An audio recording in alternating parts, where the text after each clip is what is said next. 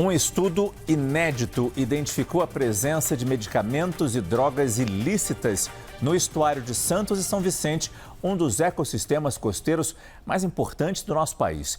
Entre os contaminantes encontrados estão cafeína, remédios de uso comum e até cocaína. Esses poluentes representam risco para a vida marinha e podem afetar também a saúde humana pelo consumo de peixes e frutos do mar.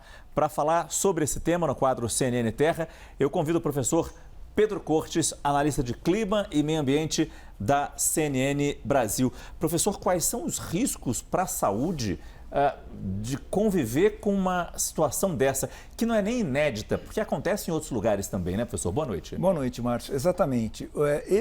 Essas substâncias, elas vão se acumulando na cadeia alimentar, então contaminam as algas, pequenos crustáceos, os peixes vão se alimentando dessas algas, desses crustáceos e vão acumulando nos seus tecidos essas substâncias. Elas têm um poder cumulativo, elas não são eliminadas com o decorrer do tempo.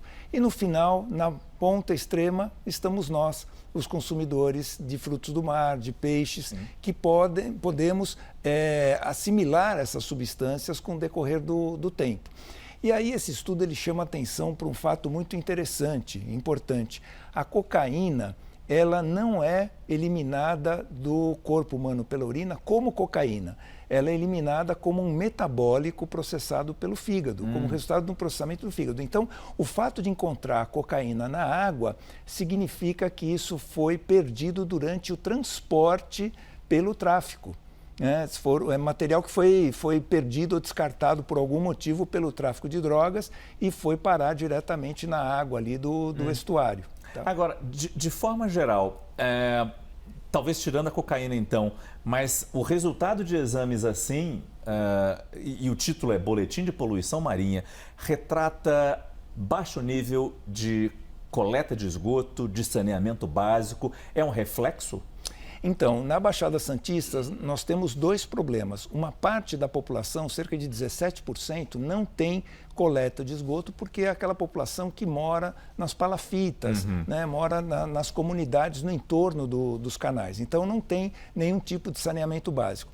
O restante da população conta com o que a gente chama de coleta e afastamento do esgoto, não necessariamente tratamento.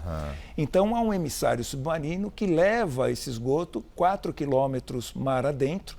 Apenas, em alguns casos, é feita o que a gente chama de gradeamento dos resíduos para retirar plásticos, itens pesados ou grandes, e o esgoto in natura ele é lançado mar adentro, de tal forma que ele não retorne normalmente às praias. Eventualmente isso pode acontecer com o refluxo da maré.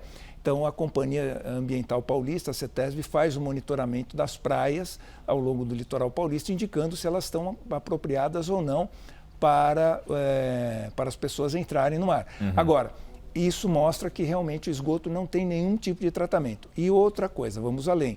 A água consumida também não tem um tratamento que elimine esse tipo de substância. O tratamento convencional da água não prevê que ela esteja contaminada por produtos químicos, por medicamentos, por cocaína ou drogas. Então, isso normalmente não é filtrado, não é eliminado, inclusive da água que nós consumimos. Não só, estou falando na Baixada Santista, mas em quase totalidade das cidades. E aí, qual a saída? Como é que a gente faz para ter uma água com um pouco mais de qualidade? Bom, a gente teria que exigir do poder público uma fiscalização, porque esse tipo de tratamento ele é bastante oneroso, mas ele pode ser executado.